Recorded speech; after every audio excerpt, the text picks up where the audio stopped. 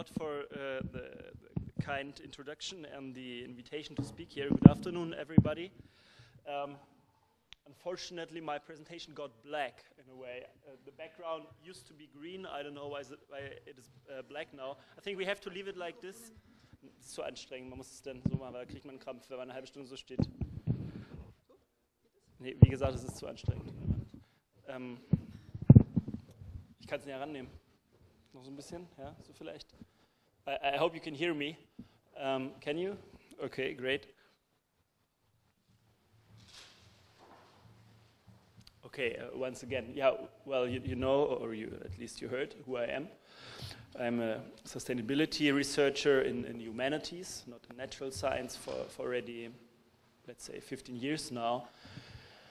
And climate change is probably my major topic within that framework. I have the task to tell you something about legal and governance aspects of climate change here, as far as I understood it. If I've understood the timetable correctly, you discussed questions of education, etc. so far. I will start there too, in a way. I mean, when we talk about climate change, about questions of sustainability. Sustainability, in my definition, is the goal to come to ways of life and of economy that are maintainable intertemporally or intergenerationally and globally. The energy and climate debate is maybe the most important aspect of that.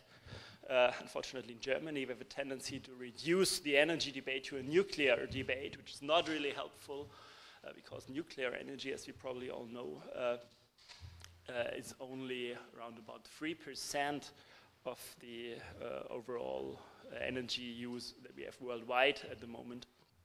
And as we also know, nuclear energy is only relevant in terms of electricity.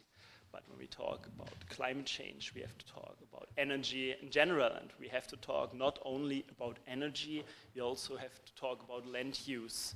Energy and land use are the two topics that have to be discussed when we want to discuss climate change. As a matter of fact, when you see the German discussion or even the international discussion on climate change, there's always this idea that Germany is a kind of role model in the climate debate with a lot of good acts of parliament, good ideas, good technical options, etc. And there's also the idea that in Germany you have a very high awareness on climate questions and generally speaking on environmental questions. From this point of view, it makes sense to ask a lawyer from Germany, like me, to tell something about German experience in order to help the others to learn something from that. Unfortunately, I have bad news for you. I think Germany is not as successful as many people used to think. And we'll see in detail later on what I mean. I think I'll leave out some details. I don't have so much time, but by the way, I have to get my watch.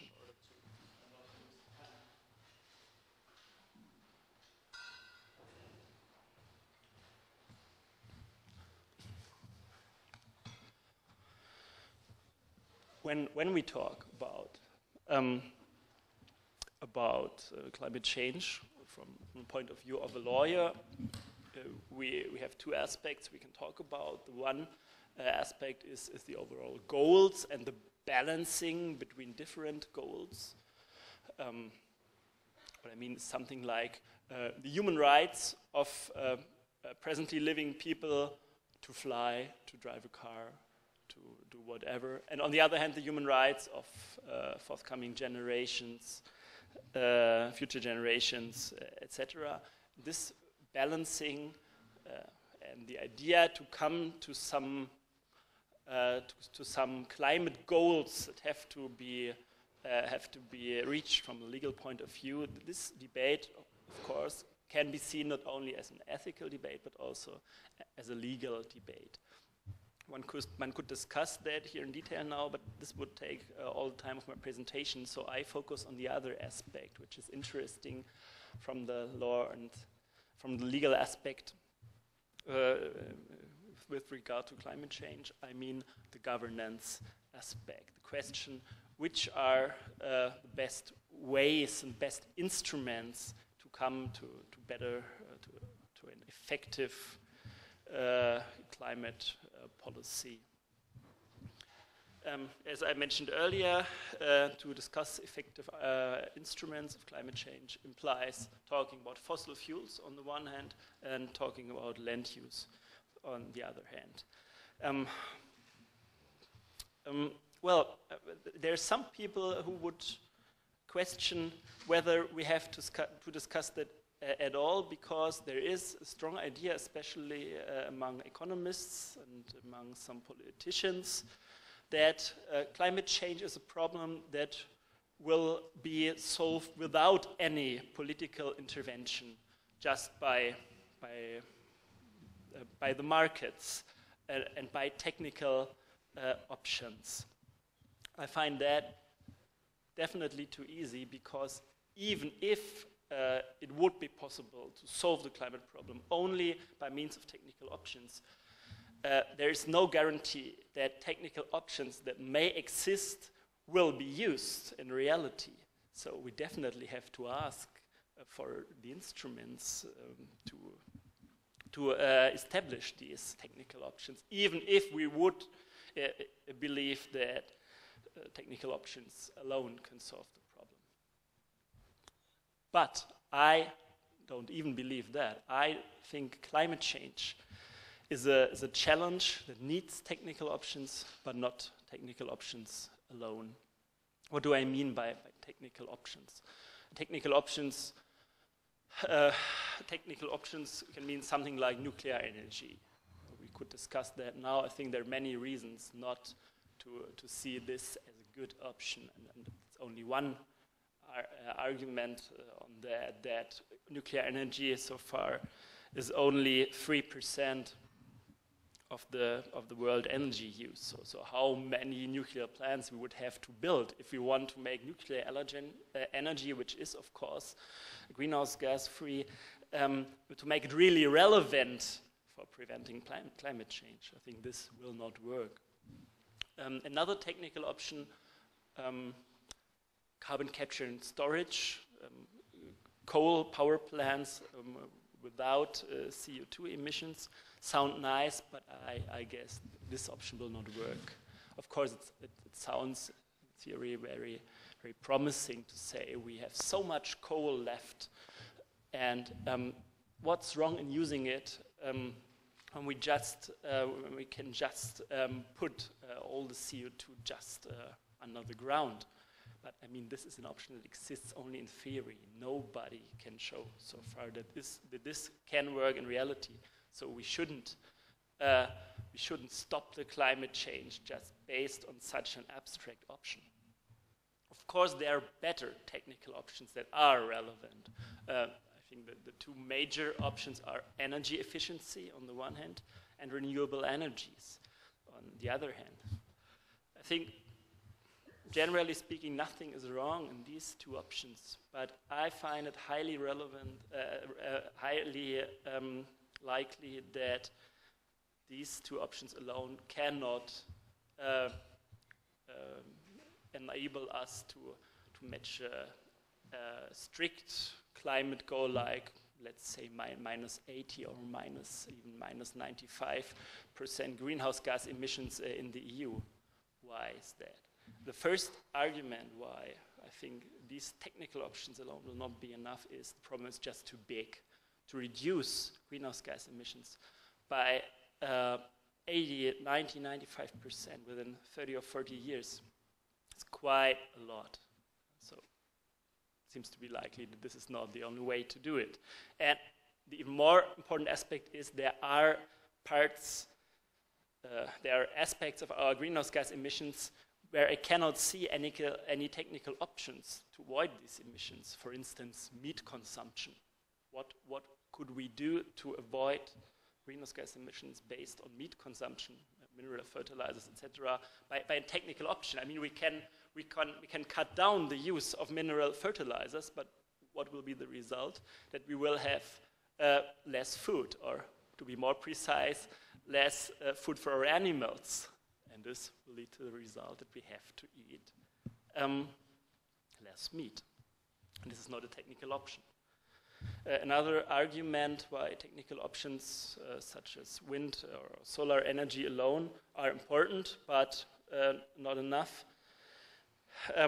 is that when we have, for instance, wind or solar energy plants, these plants are built by using scarce metals.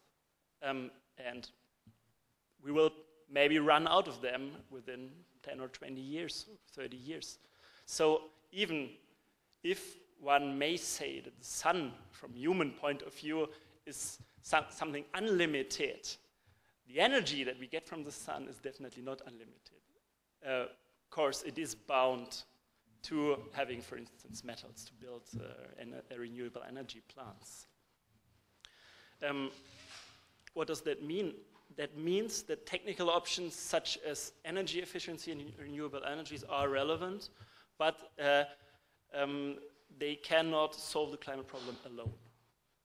So the conclusion for a governance or law and governance perspective on climate instruments is that we need instruments that enable us to use the existing technical options on the one hand, as far as these options are promising, and on the other hand, to change our behavior sometimes, for instance, with regard to food consumption, or maybe also with regard to flying. One could say one could go by plane also based on renewable energies and batteries, but as far as I see it, the batteries that we have so far are definitely too heavy to fly with these batteries. So it's not so clear whether it will be possible to go by plane very often in a 100% renewable energies world.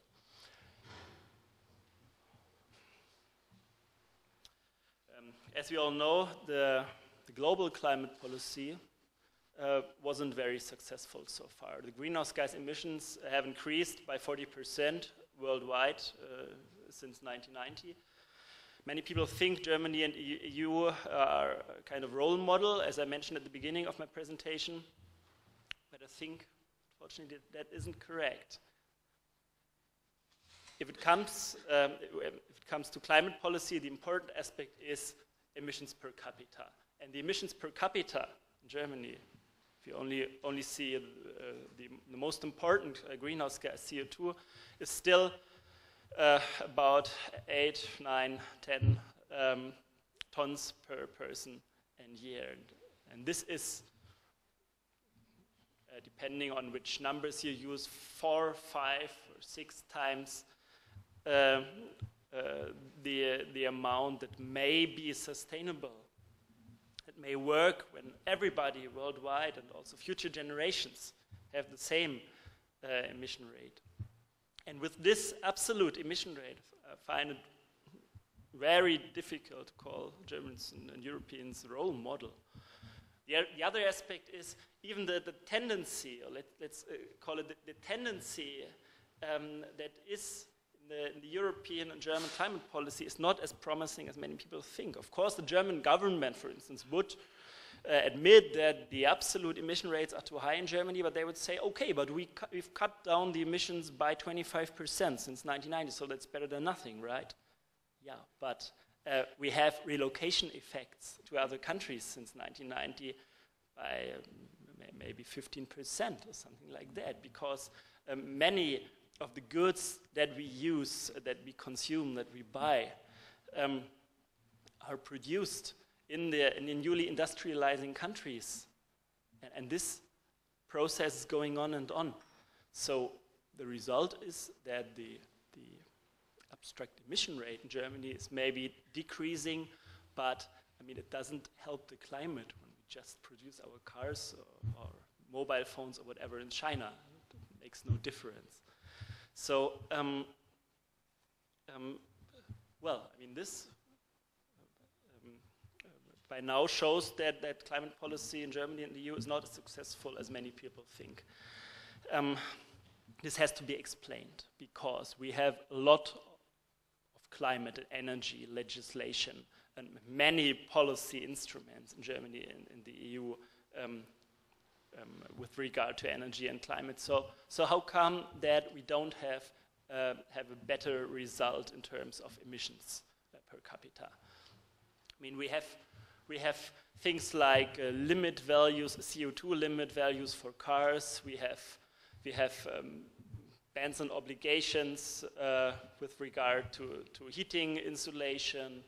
We have many other things, but there's one thing that that all these instruments that we usually use have in common. They typically focus single actions, single plans, and try to take one car, one plant, whatever, and try to cut down emissions with regard to this single action or this single plant. And this is an approach that, as far as I see it, will not work in the end, because climate change is a problem of quantities. The important question is, will we manage to cut down the overall emissions, and not will we cut down the emissions of one single car? Why do I say that? When you have limit values, CO2 limit values, for instance, for single cars, this will not avoid that you have more cars, or bigger cars, or faster cars. And this will, of course, destroy your emission decrease. This is what we call in sustainability science the rebound effect. Another thing is the relocating effects. When you have rules for heating insulation, for better energy efficiency of buildings, this will not avoid that the owner of the house, given that the owner is living in the house himself, that the owner will just take in the money that he saved by means of energy efficiency and use it for one more trip to Malaysia or Thailand or Vietnam. Then the emissions just get relocated from Germany to, I don't know, Southeast Asia. But this doesn't help the climate at all. And typical bans and obligations approach to climate change structurally cannot solve a problem like that. Another aspect is that we have a lot of rules that have a quite poor enforcement sometimes. For instance, we have rules on mineral fertilizers. We have rules that the farmers shall not use too much mineral fertilizers. But how do you want to control that? Do you want to put a policeman on every tractor? This obviously doesn't work. So bans and obligations on mineral fertilizers probably will not work. And this is what we see in reality. There are more aspects. I think I'll leave something out here. But what we learn from that is, if we want to solve the climate problem by effective instruments, we need some kinds of instruments that focus the quantity aspect of emissions with regard to fossil fuels on the one hand and land use on the other hand. But before we talk about that, we have to find out another. We have to talk about another question. What I mean is, by now I told you something about structural problems of effective instruments, but this is only one important aspect. The other aspect is that we have to know something about human motivation, because if you want to have an effective instrument, you have to know something about the persons that these instruments shall address. And this is an aspect that is very often missing in climate debates. I mean, in theory, climate change sounds so easy. One could say, stop eating meat, or at least eat less meat. Or, I don't know, shut down your car, fly less often, and don't have a bigger flat all the time. This is very easy to say that in theory, but in reality this doesn't happen. The development is exactly the other way around. And this has to be explained. It's not a problem of knowledge, at least in countries like Germany, or France or Britain. It's not a question of knowledge. And even if it is a question of knowledge sometimes, this knowledge is highly influenced by what people want to know, because what we know is typically influenced by what we want to know. And it looks like many people are maybe interested in some abstract discussions on climate change, but if it comes to action, the interest is getting smaller and smaller in a way. Many people from political science and economy used to say it's pretty easy to explain why politicians, voters and consumers and enterprises are not interested in really strong climate protection. They say, okay, there are conflicts, and there are conflicts between different economic interests, and there's a political power play between different nation states. Of course, you have that, for instance, in the Doha negotiations at the moment. But I think it is too simple explanations just to say that there are some big companies that don't want climate protection, or there are some bad politicians that don't want that. I think it's more complex. To understand why climate change doesn't work properly, we firstly have to see that there are, let's call it, two vicious circles. What politicians do is highly dependent on what voters want. But what voters can do is also dependent on what politicians offer. And the same vicious circle is between enterprises and consumers. What consumers can vote in terms of market economy is highly dependent on what the enterprises offer. And on the other hand, what enterprises do is highly dependent on what the consumers want. So there seems to be a kind of double vicious circle. This is, in my opinion, the major explanation why climate policy doesn't work so far. But why does nobody leave this vicious circle, and why is it so easy to get stuck in this vicious circle? If we want to understand that, we have to take a look on human motivation. And by talking about human motivation, I mean the motivation of politicians, consumers and voters, and people in enterprises. Many people in environmental debates seem to think that the most important motivational aspects for human being is knowledge. But I'm pretty sure it isn't. We know quite a lot, but what we do is very often something very different.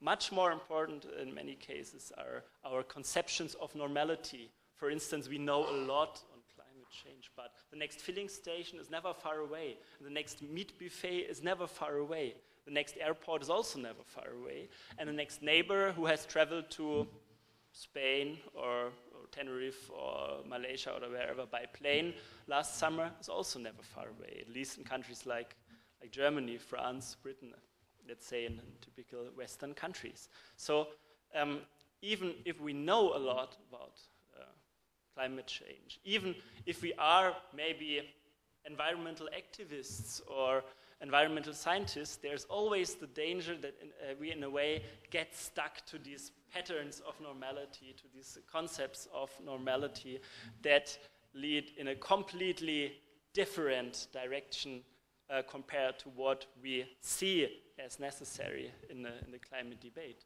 Another aspect, in my opinion, is human emotions. The climate problem is something that, from the emotional point of view, seems to be pretty far away. I mean far away from a spatial and temporal point of view. When I enter my car, the result for Bangladesh in 50 years is far away from a spatial and temporal point of view. And I cannot feel at all that I am kind of part of a lethal social practice when I live just as a normal Western person uses to live at the moment. I cannot see it, I cannot feel it. But of course, it is a matter of fact that climate change is a result of all these small actions every day, but we cannot feel it. We can discuss it in theory, but theory and knowledge is something that is very often not so relevant for what we're doing. Another emotional aspect, of course, is convenience, or that we all have our more or less nice habits And climate change, as I mentioned earlier, is not just a technical question. Sometimes it is, but it is also a question of behavior and a question of changes of behavior. And as we know from sociology, social change is something that is possible, but it usually takes quite a lot of time. It's something that doesn't happen within 2, 3, or 5 years. It sometimes takes centuries to really to change attitudes, conceptions of normality, etc. Another aspect, but this is more or less already mentioned by the keyword political power, etc., is egoism. Of course, politicians want to get elected. Enterprises want to, very often, at least very often, to sell as much as possible, as fast as possible. Consumers want to have things, want to travel, etc. Of course, egoism is also a relevant explanation. But it's not the only one. I find it important. We have more aspects that we could discuss. Of course, there is also a problem of collective goods in climate change. This is pretty well known. But I think to explain why climate policy doesn't work better, even in Germany and the EU, needs all these explanations. You need to put them all together in a way. So how could we overcome these problems? Is there a way to overcome it? The typical answer in discussions like that is, okay, Felix, this sounds so pessimistic, so you obviously want a new kind of human being. I mean, we have had that in Marxism, we also had it in the Bible as well, but in a quite different meaning. But I think it would be quite theoretical, illusionary to hope for a completely different kind of human being. Of course, there is the possibility of social learning and of social change. And this is very important. But to believe that there will be a kind of human being one day that is completely unegoistic, for instance, would be obviously illusionary in my point of view. Of course, human beings have this competitive, egoistic part of themselves, and they also have a collaborative aspect when they act. But very often, this competitive part is a stronger one. I don't find it likely that this will be completely different one day. So it would be, as far as I see it, too optimistic to hope that just by means of education, by discussing, etc., we will have a solution of the climate problem one day. In my opinion, we need something that I would like to call a ping pong between social learning processes on the one hand and different climate policy on the other hand, because as we know from sociology of law and governance theory, social change is very often something that happens within the framework of such a ping pong.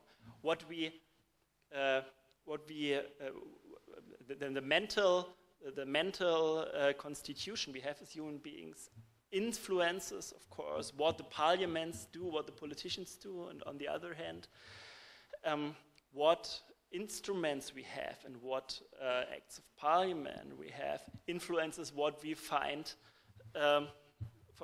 okay every day. So if we want to solve the problem, we need different attitudes on the one hand, but also different political approaches, and we need it step by step, because as I mentioned earlier, at the moment we have a kind of vicious circle, and I find it highly likely that we cannot leave this vicious circle just tomorrow morning at 7 a.m. It's a question of step by step, and this is how we should structure our instruments. Of course, in theory, the best solution for climate problems would be some kind of global approach, some kind of contraction and convergence approach or whatever. I wrote some articles and books on that too. I really like that. But in reality, what we see is that at the moment there is no basis in international negotiations to have a global solution. So what can we do by now? What could be helpful in terms of governance? My proposal is the following. The EU and Germany considered themselves as role models. As I mentioned earlier, so far they aren't. But it would be a good idea to be a role model on this level. And I mean the following. we could, for instance, establish a consequent pricing of, on the one hand, fossil fuels, on the other hand, land use on EU level. I don't find it important whether we do it by taxes or by an extended kind of emissions trading. The important thing is that we have an overall pricing of all parts of human life, not just some industries, like the existing EU ETS does it.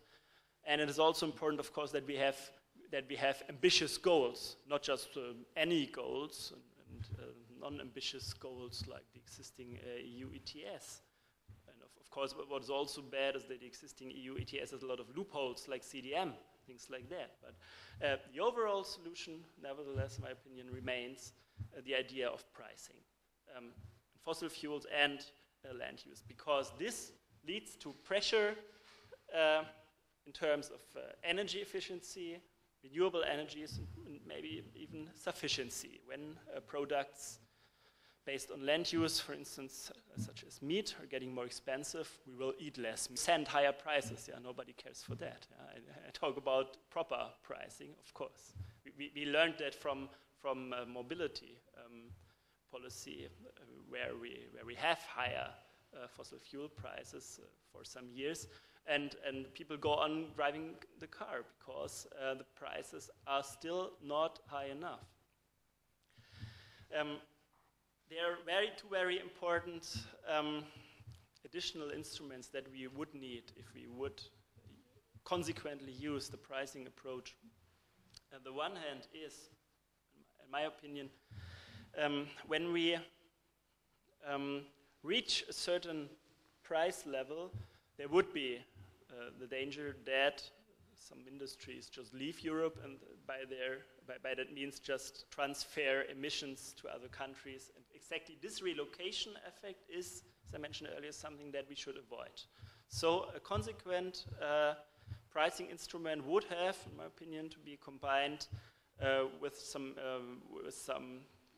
instrument of border adjustment for imports and exports in order to avoid that just cut down our emissions at home, just buy more stuff from China or Malaysia or whatever. In WTO, in the WTO law perspective, I think it would be possible to have such a border adjustment approach. This is also the opinion of the Secretary General of WTO, Pascal Lamy, because a border adjustment approach as an additional tool for fossil fuel and land use pricing in the EU would just try to avoid eco-dumping and lead to a level playing field between companies from land users from different countries. So a border adjustment could be once again. so border adjustment could be the measure to enable us to be a role model and to set up an incentive for other countries to become a part of such a system.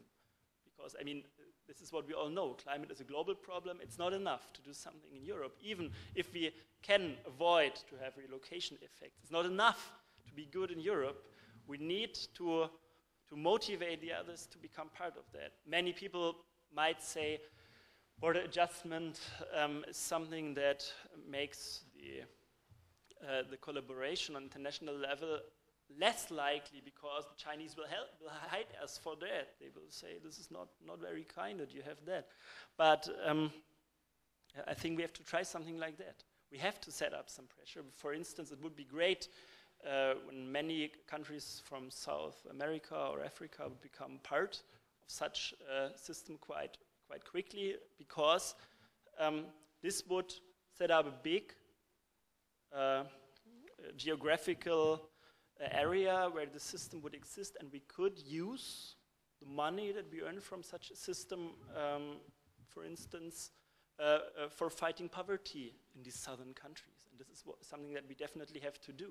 We have to look for a combined solution of climate change on the one hand and poverty on the other hand. It cannot be the solution just to say we go on the way we used to do for the last decades, and we just forget about poverty. This doesn't work.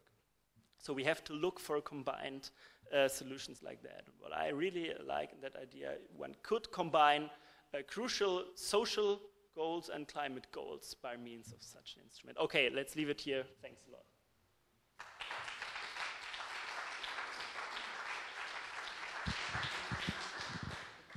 So thank you, Felix Eckert. Yeah, a lot of questions.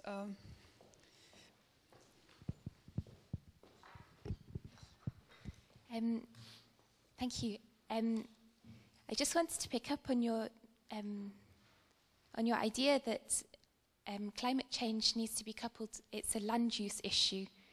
Bearing in mind that climate change is cross-sector, there is actually already a land use instrument in the EU called the Environmental Impact Assessment Instrument. In Germany, that's obligatory, Umweltverträglichkeitsprüfung, and that obligates developers to pay compensation for impacts to their land. Why?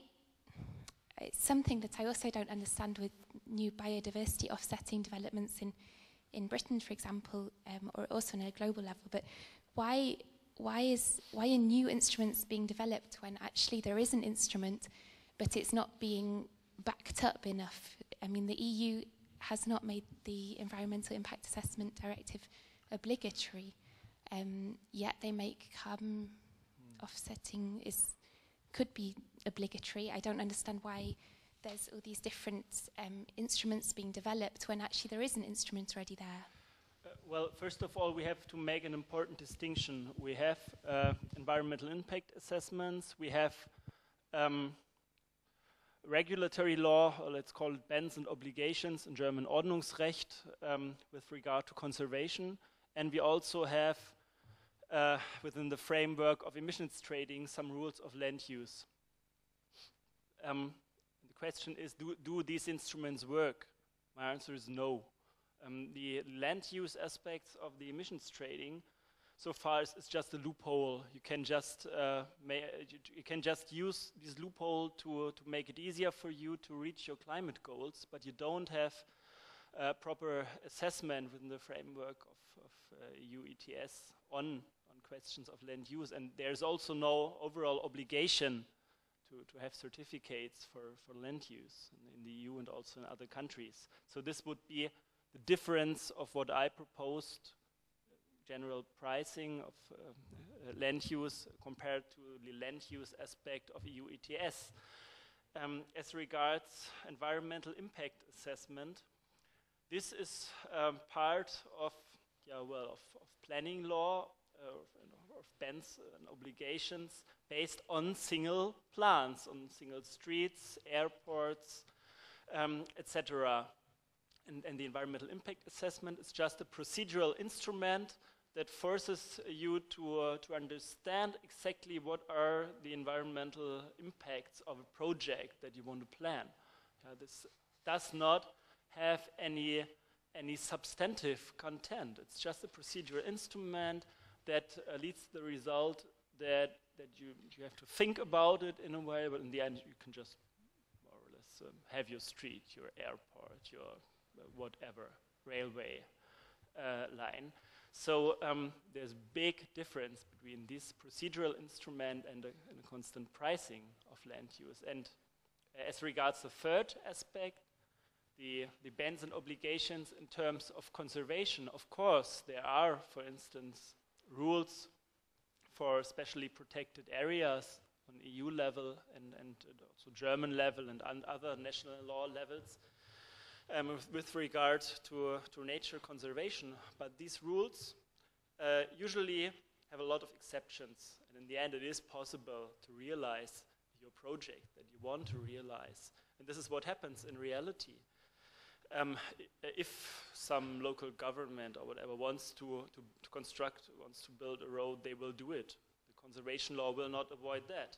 But once these things will get much more expensive, then they will think and see whether they want more roads or maybe something different, for instance, more schools or whatever.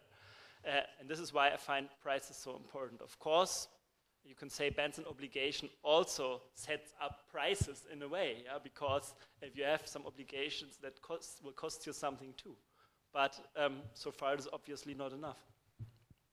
So thank you. There was another question here. Thank you very much for your lecture. Our former Minister for Environmental Issues, Klaus Töpfer, once said that there are 3 ways to change behavior of people. First are moral lectures, second you can try it by emotions, and the third is the money. And the money always worked at the best at the end. And so I agree with you that I like your approach to reach people in a mixture between money law on the one hand and change of behavior on the other hand. But I guess you should trust more in the possibility of people to change their behavior. For sure, we have common habits, and we use them, and we need them. But for example, the smoking to the what is it called? Rauchverbot. In the smoking ban all over Europe worked perfectly, and people thought before that it never would work because people like to smoke, but afterwards no one asked for it. And so I guess you should trust more in the power of behavior change, and that this both can work together very good. Thank you for that question. I think it is also an important one, but I think there's a really big difference between smoking bans on the one hand and climate protection, because smoking or not smoking is something that is obviously relevant for your personal health. So, I mean, of course you can try to forget about it, but of course it is relevant. And so once there is a ban, there might be a way to find out that even from an egoistic point of view, it's pretty good to have a ban like that. But it's completely different with climate change. So this is why I don't find this comparison to smoking bans that comes up very often in discussions like the one we have here, don't find it very plausible. The second aspect is, shall I rely more on this social change or mental change aspect? I mean, I rely on it in a way. I mentioned we need a kind of ping pong, because we will not have other political or legal instruments as long as we don't have mental change. And on the other hand, we will not have mental change as long as we don't have better laws, because there is this interaction between these two elements. And of course, maybe I'm a kind of pessimistic in terms of climate policy. And why am I pessimistic? I am pessimistic because I think we need these two elements, and so far I don't believe that we'll have these two.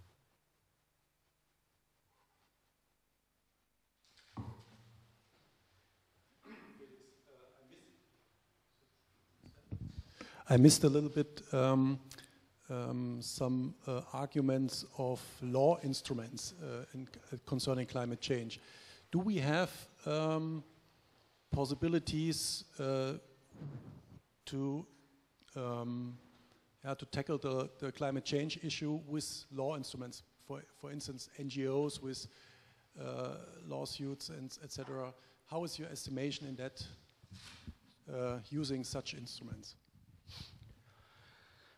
Michael, it depends on what you call law instruments. Me personally, I find that economic instruments such as emissions trading or taxes are also law instruments because they have a legal basis. Of course, we have the ETS directive in the EU, and we have the acts of parliament on eco-taxes in Germany, etc. I mean, there are no binding instruments in a liberal democracy without a legal basis. But what you probably mean is something like bans and obligations, planning law, etc.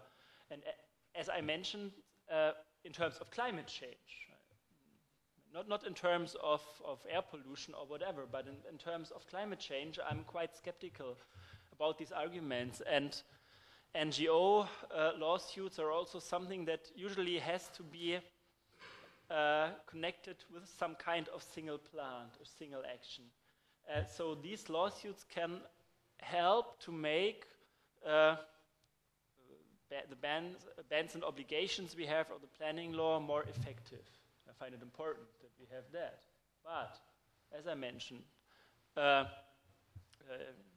for the reasons of rebound effects, relocation effects, and enforcement problems, I don't believe that we can solve the climate problem by means of bans and obligation. Of course, they can be relevant as an additional tool, yeah, sometimes. For instance, also subsidies can be helpful as an additional tool. I mean, on the one hand, cutting down negative subsidies, for instance, in agriculture, and on the other hand, setting up positive subsidies, for instance, for renewable energies, can be something very helpful because it enables us to create technical options that can be used once we start to kick the fossil fuels out of the market by means of CO2 pricing. Yeah, so this is why, for instance, subsidies are a relevant additional tool. And also, let's call it informational instruments can be helpful when we want to focus on pricing. We need information, we need a lot of information to find out which car is efficient, which, I don't know, plane is efficient, etc. Of course, information matters. There are also more aspects. For instance, you need a structure of the energy market. This also implies some kind of planning law. And this also implies some bans and obligations for the companies. Of course, we need that. I want to say it's just that this is something additional, but I think it's not the most important part of a proper climate policy. Thank you. There's another question here, and maybe we can take one or two more questions. I totally disagree. First of all, could you ever imagine telling people everything you do is simply wrong? Stop doing that. Please follow my lead. I'll tell you how to be a new person. I'm sorry, but I'm not a priest. I'm not religious. And I don't believe I can make people follow me just because I'm a very good speaker. So, my point is, if you want people to change, they have to have a personal motivation to do that. And, second of all, they have to understand that it's a problem we can solve and not a problem that can't be solved. And, third of all, they need to understand which part of the solution they are part of. They can only deal with part of the solution. Part of it is systemic, part of it is legislative, part of it is... There are so many actions that has to go together. But the key to it all lies always back in, will the public both support the politics and will the public understand their personal role? I'm sorry to say, I have seen a larger change and shift in values the last 2 years than I ever saw before when working with this area. I believe a change is not even only possible, but it is coming. And it's coming very faster than anybody could have ever seen coming, simply forced by the fear of the future. A simple necessity of life. Everybody understands the fossil era will come to an end. We can decide for ourselves which part we take. And then, last of all, I'm sorry to say, I really do believe that Germany and EU is a good image, because we are attractive societies that a global population want to follow, and they are following our lead, our directions, because they want what we have. If we can show a different way of living that is actually coming more and more towards a more sustainable way, I think that the 25% is a fantastic story. I don't think you have the right to put it down like that, because if we keep on telling, listen, there is only one way to live, stop breathing, I'm sorry, you won't have many followers. That's not what I said. I mean, it's quite it's a kind helpful intervention maybe, but I think it's it's a bit more complicated. Of course, people in China or India see us as a role model. And the role model that we present is driving a car, going by plane, maybe many times a month, at least many times a year, having a bigger and bigger flat, having nice holidays in foreign countries all the time, having more and more stuff, media stuff, etc. This is the role model that we are at the moment, and I cannot see this big value change there. We have a discussion on value change since 1968. Of course, there is some mental change in some aspects of liberal societies, but in terms of environmentalism, we have a lot of discussion. Yeah, but what happens in reality is that you can go to foreign countries and meet many environmentalists, in, I don't know, Costa Rica. Just go there. Yeah? I haven't been there, but a PhD student of mine always goes there. She always meets American environmentalists that just laugh Latin America, or say, "Oh, it's so nice here. We have to help the people." I don't know what they do there, but I think it's not so necessary that the Costa Ricans get helped by us. So I don't see we are a role model so far. And next aspect, I didn't propose to stop breathing. I mean, there is a strong positive vision that we can offer in terms of climate policy. It is a vision of the world that remains a peaceful world. If we go on like we do at the moment, we'll have wars on resources. Is this a positive vision? For me, it is not. I have a 6-week-old son, yeah, and I don't want a world where Max has to go to Bangladesh in some kind of intervention army or whatever. And this is what we're going to when we go on like we do at the moment.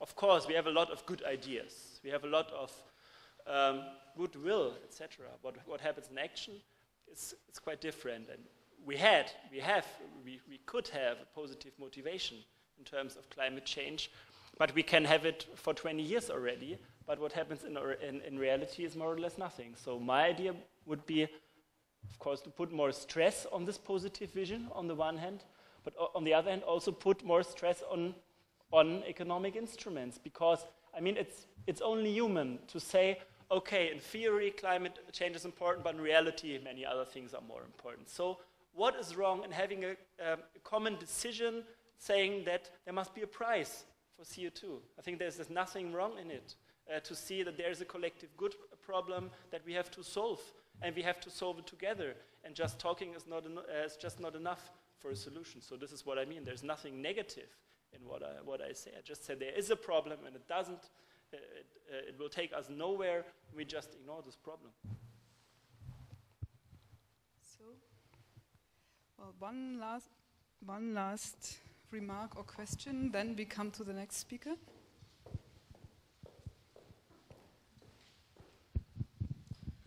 Yes, I'm Rüdiger Braun from Climate Service Center in Hamburg. I think one big problem in all these discussions is that if you behave sustainable, you will have maybe a long-term benefit, but you won't have a short-time benefit normally. And I think that's a big problem in all the discussions. We forgot that we also live for the future of our children. This, of course, is a very fundamental issue. Well, I mean, I totally agree. This is what I meant by mentioning the aspects egoism and problem of collective goods. Of course, we can do a lot of nice things. For instance, I'm a vegetarian for 19 years, and I don't have a driving license, and I don't go by plane for private reasons. Even for professional reasons, I don't go by plane within Europe. And I mean, I like that. Yeah, I was asked for positive visions. Yeah, it's not something that I don't like. I like that.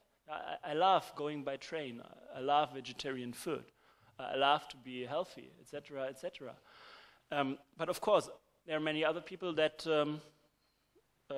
see it as an option, for instance, to be a vegetarian. Yesterday, I had a panel with Harald Welzer, Dennis Meadows, and me in Hanover. It was quite nice to get to know Dennis Meadows, but what I found really surprising that when lunch break came, we just stood in front of a large meat buffet. Yeah? And we talked about limits to growth, and then we stood in front of a meat buffet. And was really impossible to find something vegetarian on it. And nobody find it strange. It was just me who asked, is there something wrong, or what is that? And this just shows, in a nutshell, all the problem. There are patterns of normality. There are emotions, or emotional blocks. And there's also just simple egoism. And of course, we have an image of ourselves that is something quite different from what we do in reality. And I think it is only human to be like that. It's illusionary to have a different kind of human being, but what we know, we can have rules, and we can set up rules together in a democratic way. And I think this is what we have to do, and then we can solve the problem. So thank you, Felix Mattes. Felix Eckert.